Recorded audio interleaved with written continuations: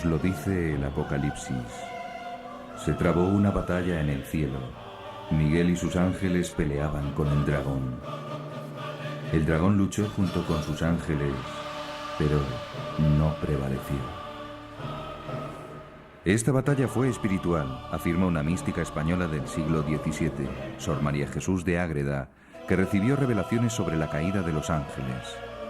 Lucharon con inteligencias y voluntades. ¿La causa del conflicto? Dios les había anunciado que la segunda persona de la Trinidad se haría hombre y deberían adorarle. Y además, que tomaría carne de una mujer que sería su reina y aventajaría en gloria a todas las criaturas humanas y angélicas. Los ángeles buenos obedecieron y alabaron al Altísimo, pero Lucifer aspiró a ser cabeza de todo el linaje humano y de todos los ángeles. Se rebeló pues contra Dios queriendo asemejarse a él y arrastró consigo a muchos en su pecado de soberbia. Dios prestó a Miguel y los suyos la fuerza para vencer al dragón que fue precipitado en los infiernos. El castigo de los demonios que habían sido creados buenos sería eterno y su sufrimiento tendría dos formas.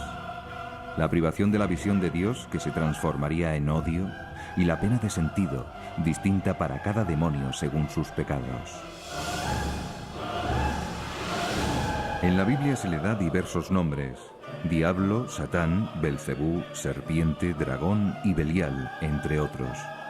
También se le define como acusador, maligno, enemigo, tentador, padre de la mentira, asesino desde el principio y príncipe de este mundo.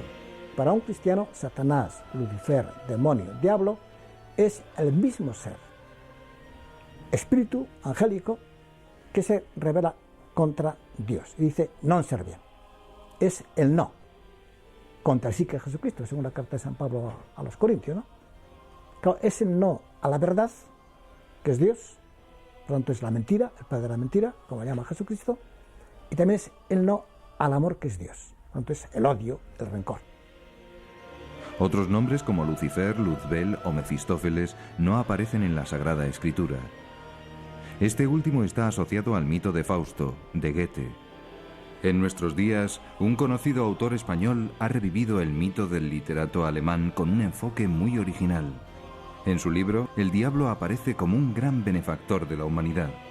Un médico es tentado por la idea de solucionar el mayor problema que tiene actualmente el mundo o desde el punto de vista de las enfermedades, el cáncer. A cambio le pide su alma, lógicamente. Lo que realmente intenta no es acabar con el cáncer por acabar con un sufrimiento de la humanidad. Eso a él le tiene sin cuidado. Él quiere acabar con el cáncer para que ese cáncer no haga que la gente tenga tiempo de volver a Dios. Quiere muerte rápida y aquí se acabó tu muerte con todos tus pecados al infierno. Adán y Eva fueron las primeras víctimas del odio y la envidia de Satán, mentiroso y revestido entonces de serpiente. Quería arrebatarles el gozo del paraíso que él había perdido y a Dios la adoración de sus criaturas. ¿Por qué tentó primero a Eva? La explicación de Ágreda es que el diablo dudaba de si Adán sería el Verbo encarnado y estaba más seguro de que la mujer no era Cristo. Sea como fuere, nuestros primeros padres pecaron. Pero para desesperación de Satán, no fueron castigados eternamente como él, pues su pecado fue por debilidad, no por malicia. Y se les prometió un redentor y una nueva Eva, María, que aplastaría la cabeza del reptil infernal. Desde entonces la lucha entre los hijos de Eva y las huestes diabólicas no ha cesado un instante. El diablo, con sus diversos nombres, aparece numerosas veces en los Evangelios, 11 veces en San Mateo, 13 en San Marcos.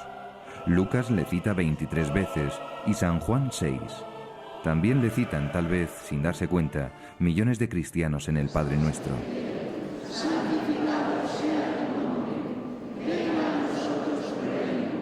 La oración que nos mandó Cristo, el Padre Nuestro, la rezamos mal. Rezamos al final, decimos líbranos del mal, amén, y no es así. Apotú ponerú es masculino y hay que traducirnos líbranos del maligno. La oración del reino, venga a nosotros tu reino, tiene un enemigo y le pedimos en esa oración al Padre que nos libre del maligno. Todos los cristianos creyeron en su existencia desde el principio. Prueba de ello es la abundante iconografía que le representa en las más variadas y horribles formas. Y es que esa representación que hacemos del demonio, con cuernos, con rabo, ¿no? Pues yo diría que ha favorecido poco a la fe en el demonio, porque, no sé, se han hecho muchas parodias, muchos sarcasmos de todo ese tipo de figura. Y lógicamente, pues no es eso el demonio es un ser espiritual, es un ángel caído, que lógicamente no tiene esa figura. Aunque la figura tiene también algo de positivo, y es representar al demonio, digamos, como alguien que es malo, feo, repugnante. Yo siempre he estado en contra de la imagen del diablo espantoso y terrorífico y que arrebata o que en cierta manera puede ser violento. ¿Cómo es pues en realidad el demonio? ¿Alguien le ha visto? ¿Cómo es el diablo? ¿Qué cara tiene? Pues naturalmente el diablo, yo nunca he visto al diablo porque no se le puede ver. El diablo es espíritu y el espíritu es invisible por definición, por esencia. Por tanto, lo que se ven son ciertos efectos de los cuales se puede deducir que allí hay una cierta intervención diabólica, pero al diablo naturalmente no se le ve directamente. Algunos se representan al diablo de manera tan grosera y ridícula que al negar su existencia están rechazando un demonio que no existe. El de la Sagrada Escritura y del Magisterio de la Iglesia es un ángel caído, un espíritu. No tiene cuerpo. Eso no quita que alguna vez pueda revestirse de esas y otras muchas apariencias, no siempre terroríficas, para atemorizar, hostigar o tentar. Pero, ¿realmente sigue existiendo el diablo en nuestra época? ¿No le habrá llegado ya la edad de la jubilación? ¿No es un mito preconciliar olvidado para siempre? Parecerá sorprendente, pero no solo el Concilio Vaticano II habló 18 veces del demonio, sino que los últimos papas le han dedicado una atención creciente. Algunos se escandalizaron cuando en 1972 Pablo VI advirtió que el humo de Satanás ha entrado por alguna fisura en el templo de Dios. No era una novedad. Un siglo antes, el Papa León XIII tuvo una terrible visión a raíz de la cual mandó que después de cada misa se rezase una oración implorando la protección de San Miguel. ¿En qué consistía esa visión? Esa visión consistía en que iba a venir un tiempo en la Iglesia en el que Dios permitiría mayor acción al demonio, de tal manera que habría una profunda crisis en la Iglesia debido, digamos, a este mayor influjo del demonio. Pasó tanto miedo que mandó poner esa oración. Pablo VI volvió a insistir más tarde. Una de las necesidades más grandes de la Iglesia es defenderse de ese mal que llamamos demonio. Y precisó: el mal no es ya solo una deficiencia, sino un ser vivo, espiritual, pervertido y pervertidor. Nosotros sabemos, concluyó, que ese ser oscuro y perturbador existe y que está actuando de continuo con una astucia traidora.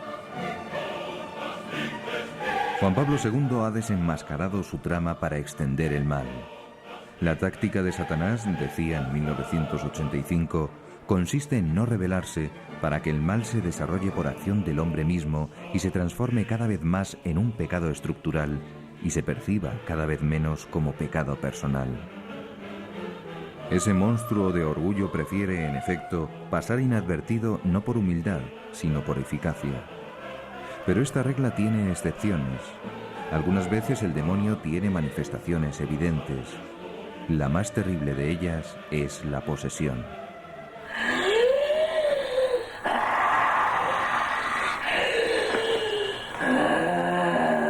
Satan, va-t'en. Que Jésus-Christ, Fils du Dieu vivant, vous défend par le signe de cette croix sainte, au nom du Père, du Fils et du Saint-Esprit. Brûlez! Et la croix, brûlez, voici la croix! Le bois de la croix est sainte! Fuyez, ennemi! La posesión es ya el caso más grave y se llama posesión porque a ratos, porque no es que siempre el enfermo, el sujeto esté así, pierde, por así decir, su personalidad y su personalidad es suplantada por el demonio. Es decir, ya no habla ella, habla el demonio por su boca, ya ella no es en aquel momento totalmente libre, sino que hace cosas que ella no quisiera hacer. Y esto, pues como digo, hay que discernirlo con un largo proceso, no se puede ir ayudado del médico, pero al final se puede llegar a la conclusión de que aquella persona pues está en estos casos. Y entonces pues hay que practicar, como digo, el exorcismo, en otros casos también lo he hecho, y siempre se da esta, como diríamos, esta contradicción de que hay momentos en que la persona es ella y entonces está, diríamos, en plena colaboración con el exorcista para verse libre de aquella cosa que tanto sufrimiento le causa, pero en el momento, en cambio, en que aquella persona se siente o está poseída por el demonio, pues en aquel momento tiene reacciones hostiles, aunque, repito, nunca, al menos en mi presencia, se ha producido una agresión física ni contra el exorcista ni contra las personas, poquísimas, que a veces acompañan al exorcista. El exorcismo yo nunca lo hago, lo he hecho solo, sino lo he hecho siempre cuando podía con el médico al lado y con alguna otra persona, generalmente familiar, íntimo, del sujeto. Au nom du Père, du Fils et du Saint-Esprit. Allez, tu dégages, la gueule, tu t'en vas. Allez, dégage. Au nom du Père, du Fils et du Saint-Esprit. Dégage, je guéris. Je te l'ordonne au nom de Jésus-Christ, à qui je t'obéis. Estamos viendo exorcismos reales. Cada caso es distinto del otro, pues los diablos son seres personales, muy distintos. Cada uno agota su especie, dice Santo Tomás, y diversos son los síntomas de su acción. El exorcismo no es una operación ni fácil ni rápida. Lo normal es que se necesiten varias sesiones para desalojar al espíritu del mal, que se resiste por todos los medios. El exorcista ha de porfiar con sus mejores armas: oración, aplicación del crucifijo, del óleo y del agua bendita, imágenes de la Virgen e incluso dando la comunión al poseso. Pero la sustancia del exorcismo es esta orden perentoria: en nombre de Jesucristo, Satán, vete. Hay que insistir. A veces el desenlace es cuestión de meses.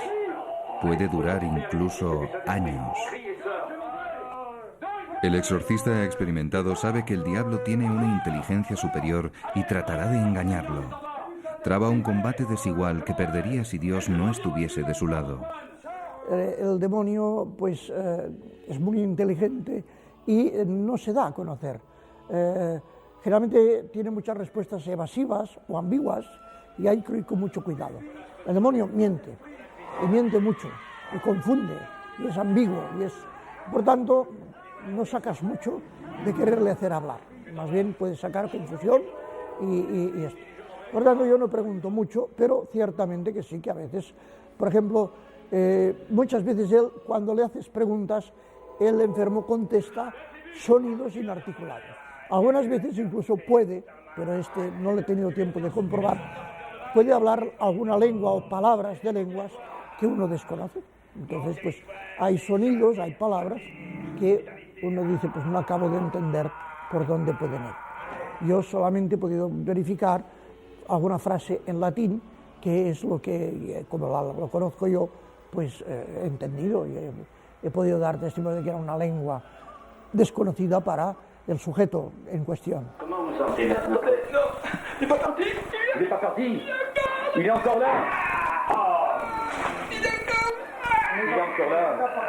Il va partir. Ante lo sagrado o lo religioso, la reacción del endemoniado va desde el fastidio y el horror hasta la ira, acompañada de blasfemias o insultos. Sors! Allez, sors! Sors! Sors!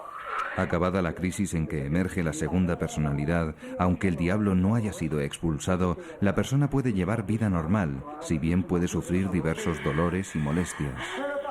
El diablo ha salido de esta mujer. Su semblante ha cambiado radicalmente, se la nota ya sonriente y distendida.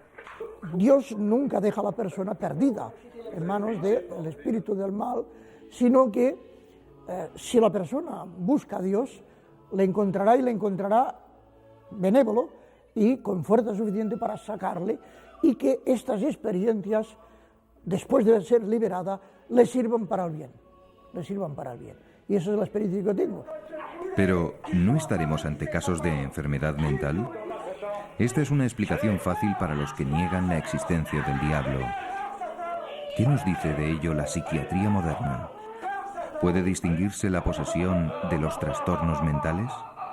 La fenomenología sintomática de una persona que, por ejemplo, ha hecho un pacto con el diablo o que, sin mala voluntad, el diablo se ha posesionado de su cuerpo, y esto plantea un problema teológico en el cual yo no entro porque no sé nada de eso, y es cómo Dios permite el mal, ese mal tan tremendo, pues esa persona puede tener síntomas que son bastante distintos a lo que ocurre en la psiquiatría, pero me parece que por muy sutil que sea el diablo, y lo es, y es mucho más listo que yo y que todos nosotros probablemente, creo que lo tiene muy difícil, porque quizás por su propia maldad organiza o realiza a través de la persona que posee y que le está sujeta acciones que son de una inmensidad, de una radicalidad y de un imperio que ninguna persona demente las haría.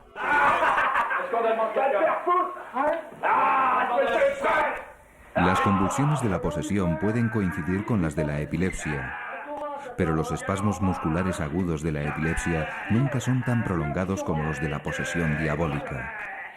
En esta, la fase de agitación puede prolongarse por intervalos de 3 horas o más. Además, en la posesión, junto a las convulsiones aparece una nueva identidad, mientras que en la epilepsia no hay disociación de la identidad. Esta segunda personalidad es la del maligno.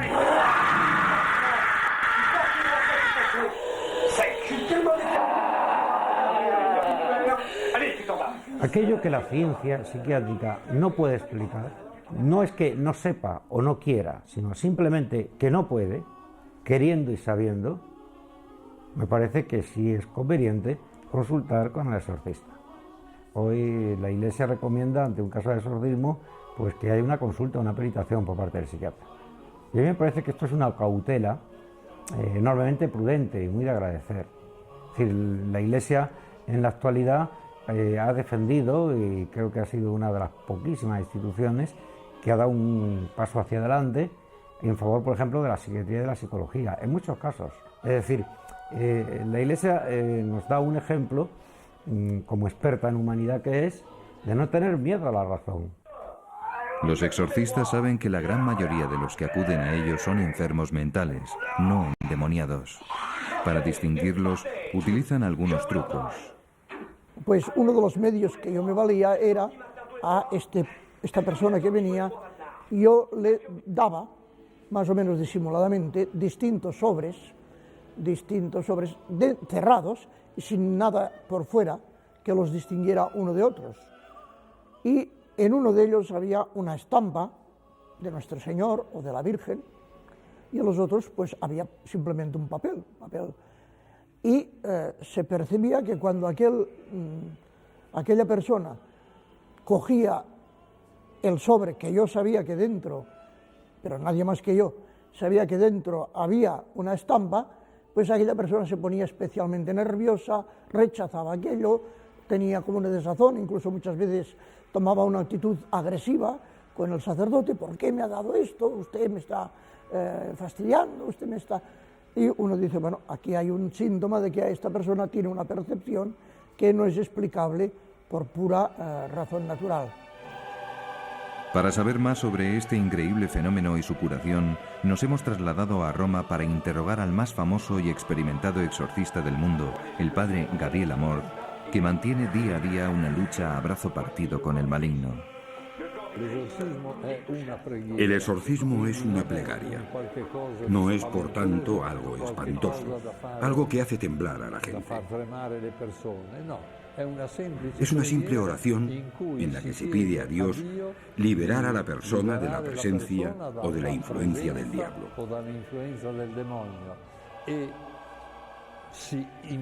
Y se manda al diablo, en nombre de Cristo, que se vaya. Yo, antes de empezar, me pongo la estola, que es el típico indumento sacerdotal, estola violeta. Me la pongo porque me es más cómodo para poder ponérsela sobre la espalda a la persona que debe ser exorcizada. Luego empiezo con el agua bendita. Esto es un frasco con agujeros y bendigo a la persona con el agua bendita. Luego le hago besar el crucifijo. Yo uso un crucifijo en el que está inserta la medalla de San Benito, que contiene varias frases contra el demonio. Hago besar el crucifijo y luego empiezo a decir unas oraciones con la mano sobre la cabeza. En general, los exorcistas tienen en la otra mano el libro con el ritual de los exorcismos, pero yo no lo necesito porque me lo sé de memoria después de haber hecho tantos, y pongo la otra mano sobre la espalda. Y así rezo. En un determinado momento utilizo el aceite de los catecúmenos, que es el aceite que usan en el bautismo. Es importantísima la oración. El Evangelio nos dice que algunos diablos no se echan sino con la oración y el ayuno. Naturalmente, es importante que rece la persona interesada, que recen sus familiares y que se haga rezar a casas religiosas o grupos de oración. De cada 100 personas que piden un exorcismo, 90 son mujeres y solo 10 son hombres. ¿A qué puede deberse esta fuerte preferencia de Satanás por el sexo femenino? El exorcista de Roma aventura varias causas. Son muchas más las mujeres poseídas por el diablo que los hombres. ¿Por qué? He buscado varios motivos, pero no he encontrado uno verdaderamente persuasivo.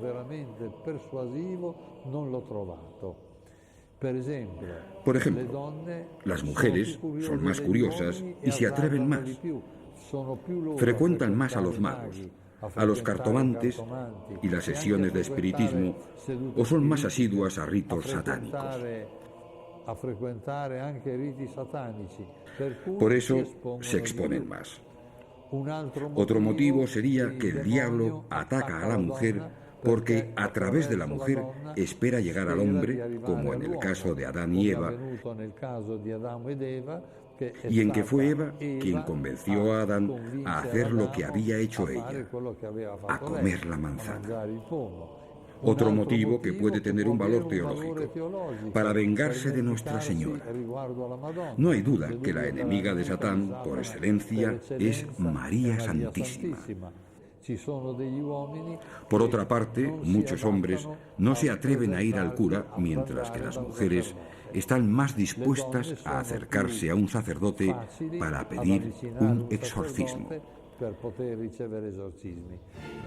Contrariamente a Francia o Italia, España ha experimentado una gran crisis de exorcistas oficiales.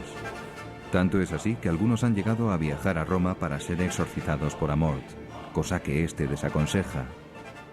Apenas se contaban 2 exorcistas en España cuando, en julio de 2002, la Conferencia Episcopal decidió publicar el ritual de los exorcismos, recomendando el nombramiento de un exorcista por diócesis. Una de las razones por las que, al parecer, no abundan los exorcistas es el miedo a la venganza del diablo contra quien le combate. ¿Está fundado ese temor? Después corren muchas historias de venganzas del demonio contra exorcistas, muchas.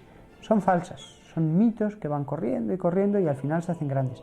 Aunque, para ser honesto, debo decir que alguna vez sí que han ocurrido. Pero si han ocurrido ha sido porque Dios lo ha permitido. Si no, no. Yo, por ejemplo, debo decir que hasta que no publiqué mi tratado de demonología, pues nunca me había pasado nada. Y sin embargo, después de publicarlo, pues me empezaron a ocurrir cosas. Un buen día me acuesto después de dar una conferencia, estoy con las manos así, tumbado en la cama, y de pronto veo que se enciende la luz de la habitación, hasta oí el interruptor. Pues alguien pensará, uy, ¿se pondría usted lleno de miedo diciendo el demonio está aquí? No. Dije, vaya, qué poco puede hacer. O sea, realmente, qué poco puede hacer el demonio más que encenderte la luz y poca cosa más. Entonces ya en el mismo ritual se le dice al mal espíritu que de ninguna manera ataque físicamente a ninguna persona presente, y siempre lo ha hecho así.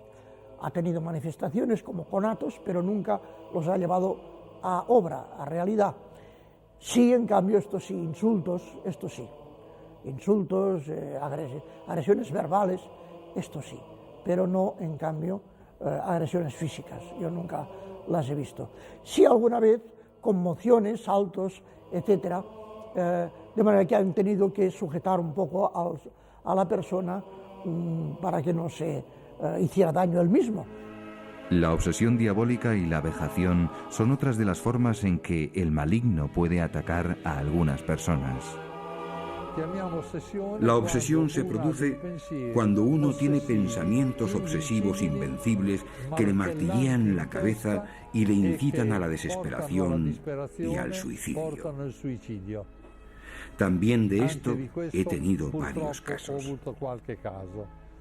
La segunda forma es la vejación, cuando el diablo no está en la persona, pero causa perturbaciones desde fuera. Por ejemplo, muchos santos han sido atacados por el diablo, como el cura de Ars, que era echado de la cama, o el padre Pío, que era apaleado continuamente. Creo que casi todos los santos han sufrido vejaciones fuertes por parte del diablo. Además, el diablo puede infestar, ocupar lugares e incluso animales. Las intenciones del diablo son variadas. A veces no son directamente sobre la persona, sino sobre cosas, objetos. Objetos que en una casa, por ejemplo, explotan, un vaso, un jarro, sin ninguna causa, sin ninguna causa aparente. Puertas que se cierran estrepitosamente sin que haya habido viento ni nada parecido. Cuadros que se caen y están perfectamente sujetos en la pared y se caen de repente. Uno al principio, cuando comienzan estos fenómenos, pues dice, habrá ratas o estará pasando algo, pero después, conforme va avanzando la manifestación de la posesión de un lugar, queda claro que es un demonio. Ha habido casos en que los golpes daban justamente al espejo que una persona tenía delante. Me acuerdo de un caso concreto. Pues todo ese tipo de cosas ya se ve que no se debe a causas naturales. Entonces, además estamos seguros de que no se tratan de poderes de la mente, porque si un sacerdote hace el rito que la Iglesia tiene determinado para eso, y que aparece en el ritual de exorcismos, incluso en el nuevo, pues desaparecen esos fenómenos. Estos casos en que no hay intervención directamente sobre la persona son más numerosos que los casos ya de posesión, que son más raros. De estos casos me he encontrado bastantes más. Y que no hay duda, aunque yo no los he presenciado directamente, pero no hay duda por el número, la cantidad de testigos. Por a veces es toda una familia en la cual pues, hay viejos, jóvenes, medianos y todos han visto el mismo fenómeno. Una intervención diabólica muy grave y que parece en aumento en nuestra época es el maleficio. El maleficio es hacer el mal a una persona a través del demonio. Maleficio es una palabra genérica. El mal infligido a la persona por medio del diablo puede hacerse de muchos modos diversos. La forma más común del maleficio es el hechizo. El maleficio puede hacerse con un hechizo, con el mal de ojo, con una maldición, con un rito vudú, con una macumba, con un rito satánico. Puede hacerse de muchos modos diversos. A veces las personas que hacen maleficios usan objetos que por vía maléfica introducen dentro de la persona. El caso más grave que yo he conocido es que uno, dentro de su almohada, encontró un sapo vivo. ¿Cómo consiguió entrar dentro? Por vía maléfica, por vía mágica, mediante un maleficio, o sea, a través de la acción del diablo. Ocurre que las personas, para liberarse, necesitan deshacerse de los objetos que les han metido en el estómago de modo invisible. Y sucede entonces que cuando vomitan estos objetos salen cosas verdaderamente extrañas. Voy a enseñarles algunas. Por ejemplo, vean uno que vomitó en una sola vez una cadena metálica así de larga.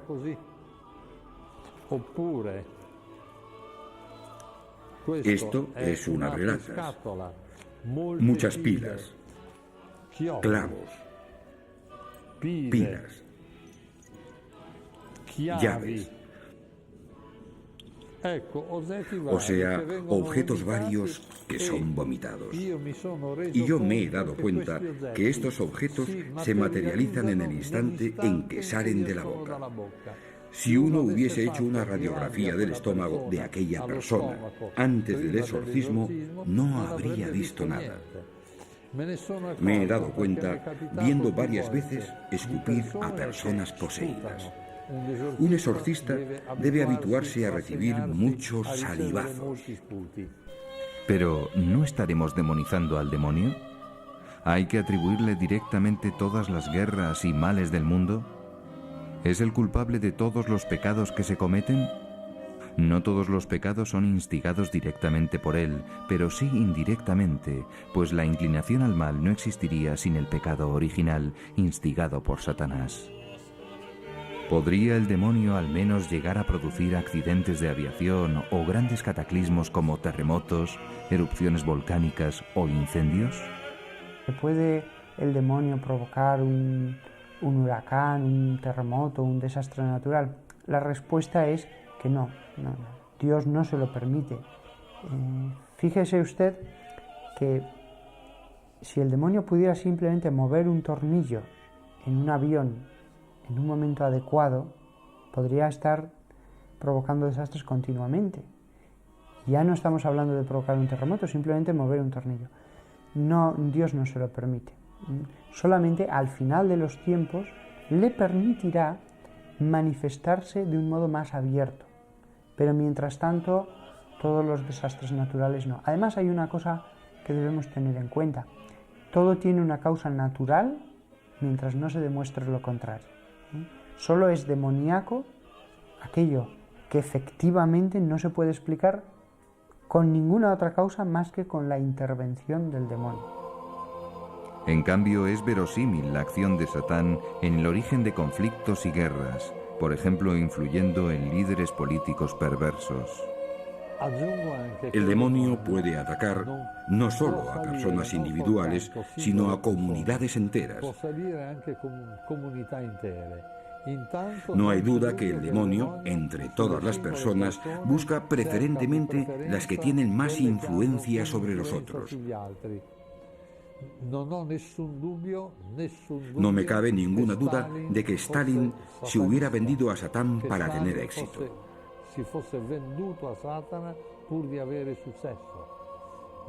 No tengo ninguna duda de que un personaje como Hitler estuviese completamente invadido por Satanás. Hay que notar que Satán puede influir en grupos enteros. Y yo creo que todo cuanto el nazismo ha hecho ha estado enteramente inspirado por Satán, porque los nazis cometieron atrocidades que racionalmente no se pueden explicar. En algunos casos, muy raros, el diablo puede provocar enfermedades. El mismo Evangelio lo dice varios casos. Tiene un espíritu mudo. O el caso de la mujer encorvada, que expresamente dice Jesús que era por un demonio. Y he conocido algún caso que no hay duda alguna, que fue hacer espiritismo y producirse una enfermedad que los médicos no se explican y que efectivamente orando la persona entra en trance. Pero no es posesión, simplemente es ese espíritu que le produce esa enfermedad. ¿Quiénes corren más riesgo de ser poseídos o asaltados por el diablo? Según los especialistas, las probabilidades de convertirse en víctima del maligno aumentan con la práctica del espiritismo y los diversos modos de ocultismo, magia y superstición, incluyendo la cartomancia, el tarot y los ritos orientales. Hay una flojera o un debilitamiento en las convicciones y en las creencias, y curiosamente, cada vez que las personas tienen menos fe religiosa, generalmente pues tienen más prejuicios, más conductas estereotipadas, acuden más a sortilegios, horóscopos. Es decir, que parece como si la fe se echara por una puerta y entrara por la puerta de atrás. Cuando decae la fe, aumenta la superstición. Nosotros vivimos en un periodo en el que de fe hay poquísima.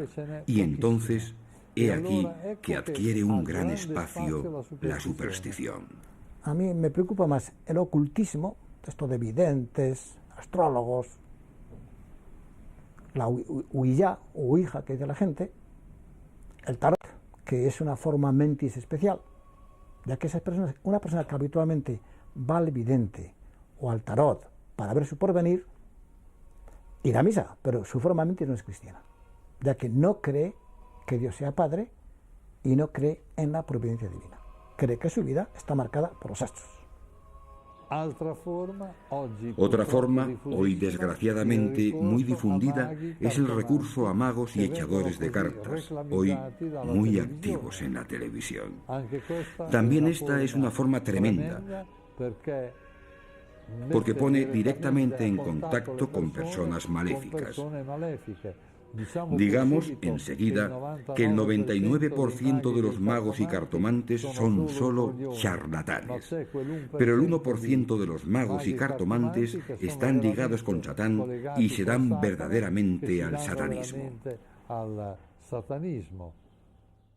La famosa ouija, adivinanzas, ir a curanderos extraños, todo esto es una puerta, no siempre se cruza, pero una puerta abierta a la intervención diabólica.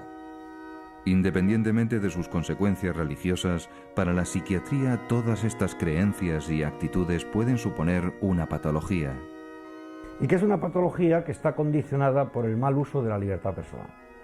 Es una patología que está condicionada por la confusión axiológica y de valores que hay en nuestra sociedad.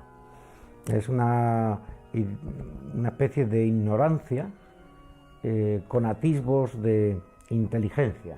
Pero claro, eso es una amalgama de cosas que nuestra inteligencia no cabe que opere bien con ella. Me refiero, por ejemplo, pues a la quiromancia, a la consulta al tabot, que pagan por ello, a echar las cartas, a juegos de magia negra, la consulta, por ejemplo, continua al horóscopo, ¿no? Antes de hacer un negocio, antes de casarse, antes de hacer un viaje. Es decir, yo creo que depende de un sistema cognitivo que no tiene la certeza, ni la fortaleza, ni la capacidad de hundir sus raíces en la verdad. Por eso a muchas personas le cabe muy poca realidad en la cabeza hoy. Para el exorcista Amorth, la puerta que más frecuentemente introducen en el mundo de la posesión es el espiritismo. Otra vía de acceso al demonio, hoy muy difundida. Las sesiones de espiritismo que ya no se hacen llamando a un medium que entra en trance y evoca a un difunto. Hoy se enseñan métodos por los que uno puede hacerse él solo la sesión de espiritismo. Y las dos formas más usadas son la escritura automática y la grabadora.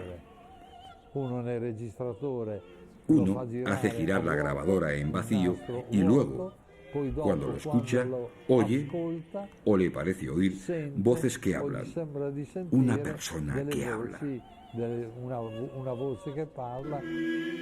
Hasta aquí hemos visto las actividades extraordinarias de Satanás y sus huestes. Las más frecuentes y ordinarias son menos visibles, pero a menudo más temibles. Estamos hablando de las tentaciones. Casi toda la acción del demonio se reduce a tentar. Y la tentación consiste en que un demonio se acerca a la persona y le tienta, le sugiere el que haga el mal. Se lo sugiere a través de especies inteligibles. Es decir, uno no oye ninguna palabra, no oye ninguna voz, pero le viene como un pensamiento. Es, digámoslo así, algo como telepático. También proceden muchas tentaciones del entorno. Es lo que en la teología tradicional espiritual se ha llamado el mundo. Las tentaciones proceden del mundo, del demonio y de la carne. Pero, ¿dónde están los demonios? De la Biblia se deduce que tienen dos sedes, una en el infierno, donde torturan a los condenados, y otra en el lugar donde se manifiestan o actúan. Después del juicio final, solo estarán en el infierno para siempre. Sobre la superficie de la tierra, legiones de demonios están actuando en la memoria y en la imaginación de los hombres para separarlos de Dios. Es una guerra de dimensiones planetarias invisible pero real. Es la lucha a que se refiere San Agustín entre la ciudad de Dios y la ciudad de Satán. El demonio, decía San Juan de la Cruz, es el enemigo más fuerte del hombre y utiliza el mundo y la carne como sus acólitos. Yo he pensado muchas veces, ¿qué haría yo si fuera el demonio? Yo haría dos cosas. Convencer al clero de que la oración no es tan importante como se decía en otro tiempo. Y después también, pues, destruir la fe, meter la confusión en la fe. Porque cuando una persona pierde la fe, esa persona ya no se levanta. Es decir, si un cristiano tiene un pecado de debilidad, si yo tengo un pecado de debilidad, pero tengo la fe fuerte, yo me levanto del pecado, ¿no es cierto? Pero si uno pierde la fe, o tiene una crisis profunda, pues también intelectual, en el sentido de caer en el agnosticismo, etc., ese hombre ya no se levanta. Paradójicamente, los objetivos predilectos de las grandes tentaciones diabólicas son los santos. El cura de Ars lo explicaba diciendo que el demonio no pierde el tiempo con los impuros y los pecadores inveterados porque ya los tiene sometidos. Su rabia va contra los que le resisten y pueden arrebatarle otras almas. Los santos han padecido siempre, en algún momento de su vida, grandísimas tentaciones del demonio. Terribles, terribles. Mucho más allá de lo normal. Si en las personas normales en algún momento el demonio se acerca para tentarles, en los santos, cuando Dios ve que ya están fortalecidos en la fe, sobre todo en la fe, y que tienen virtudes, entonces permite al demonio el que pueda hacer un último asalto. ¿Por qué? El demonio lo que intenta es ganar esas almas antes ya de que se eleven totalmente hacia Dios. Y Dios permite que haya ese asalto porque en el sufrimiento de la tentación, en el tener que resistir, sus virtudes van a crecer muchísimo. Por grande que sea el poder de Satán, está controlado por una potencia superior. Con la fuerza divina San Miguel puede más. San Agustín dice que si Dios no tuviese controlados a los diablos, no quedarían justos sobre la tierra. San Pablo lo aclara de forma consoladora. Dios no permitirá que seáis tentados más allá de vuestras fuerzas. Porque si Él pudiera obligar a alguien a hacer algo malo, todos seríamos malísimos. Todo el mundo estaría cometiendo las mayores barbaridades. El diablo se supone que es la maldad personificada, pues obligaría a todo el mundo a hacer malo, todo el mundo haría por la calle asesinando, matando, violando y haciendo toda clase de barbaridades. ¿Por qué? Porque claro, si él tiene una fuerza superior y él te puede obligar, pues todos andaríamos a garrotazos. No, él no puede, él simplemente intenta. Según Santo Tomás, probar al hombre mediante la tentación es una tarea útil, pues combatiendo al tentador, el hombre adquiere méritos. Venciendo la tentación se santifica. Así, sin quererlo, el demonio sirve los designios de la providencia. Dios se vale de su malicia para santificar al hombre. Últimamente van en aumento los que, seducidos por Satán, optan por el mal, llegando al extremo aberrante de rendirle culto. Son los que militan en las sectas satánicas o luciferinas y los que practican la brujería. Autor de un vasto diccionario sobre las sectas, el profesor Guerra nos describe el mundo tenebroso del demonismo, tronco común del que brotan 3 grandes ramas. Este tronco tiene 3 ramas fundamentales, que son el satanismo, el luciferismo y la brujería. El demonismo es como la sombra, o si se quiere, el negativo de la fotografía cristiana. Tienen ritos, la misa, tiene símbolos cristianos, la cruz, el hisopo, el altar, pero los invierten. Hasta en la misa el crucifijo está cabeza abajo, sobre el altar. Usan como rito principal la misa negra, que a veces tiene víctima humana y otras veces no, sacrifican a animales, ¿no? El colmo del horror en el culto satánico son las misas negras, con profanación de la Eucaristía y a veces con víctimas humanas. Normalmente una joven que sea inocente, para el mal hay que ofrecerlo inocente, lo contrario, menor de 15 años normalmente, pobre muchacha, tiene que entrar desnuda, van detrás los satanistas, con sus ropas, ropajes y demás, la atan sobre el altar y al comenzar la misa, bueno, con el crucifijo boca abajo, y al comenzar la misa la graban en el pecho los signos satánicos. Entonces, para comulgar, abren el pecho a la víctima ritual, sacan el corazón, los pulmones y el hígado, todavía calientes y palpitantes, los toman, los comen. En el luciferismo, las misas negras del satanismo se convierten en misas rojas. Se llama misa roja porque en el local donde se celebra todo rojo. Las cortinas, el altar cubierto de terciopelo rojo, los ornamentos, excepto el preste principal que ha vestido de negro.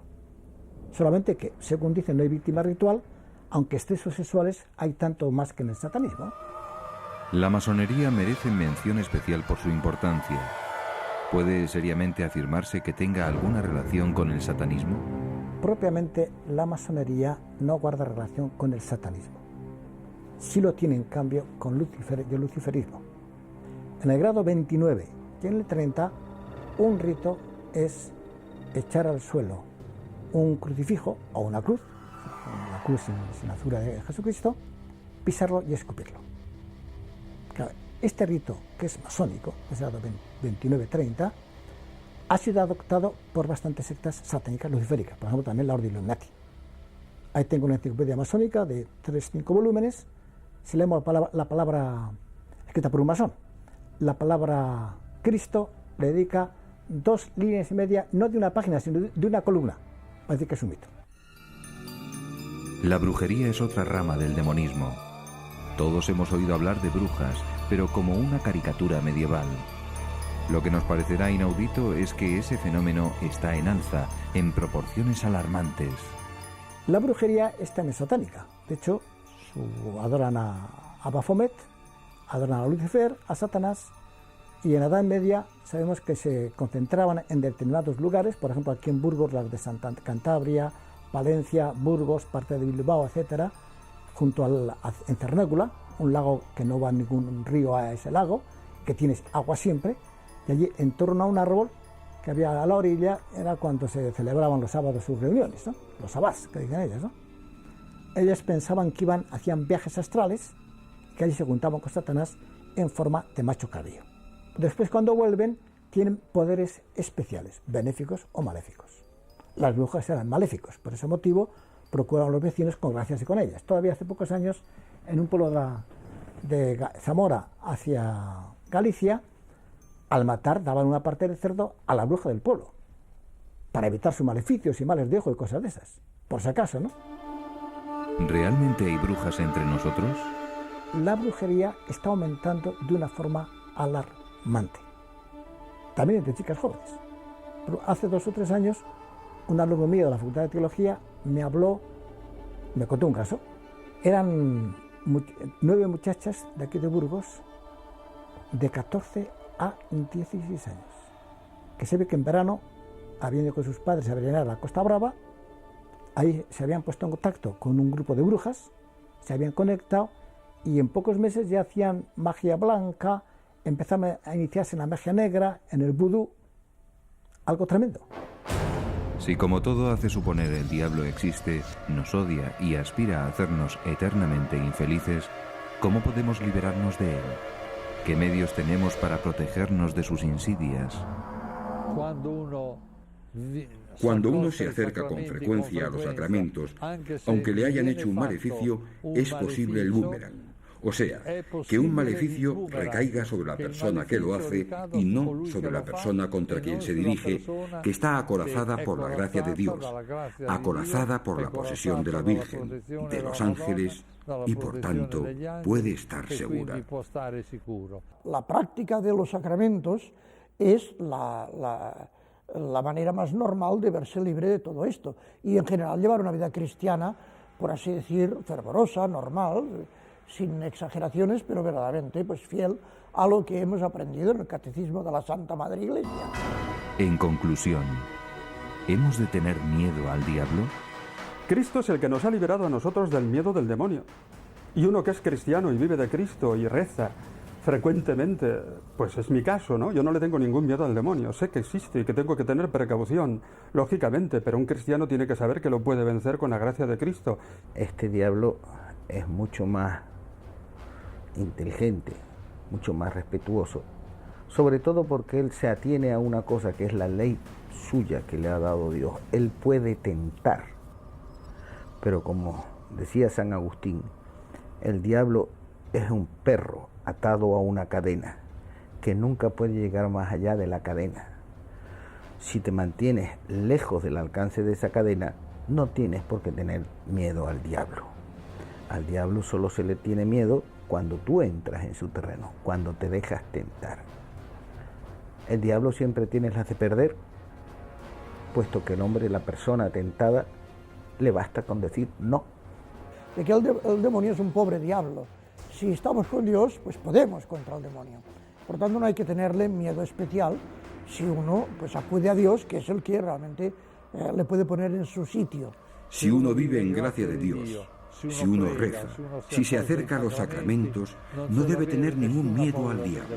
Nosotros, unidos a Cristo, somos más fuertes que el diablo. Un cristiano posee, además, el sello de la Trinidad recibido en el bautismo, y es el diablo quien debe temblar ante un cristiano y no viceversa.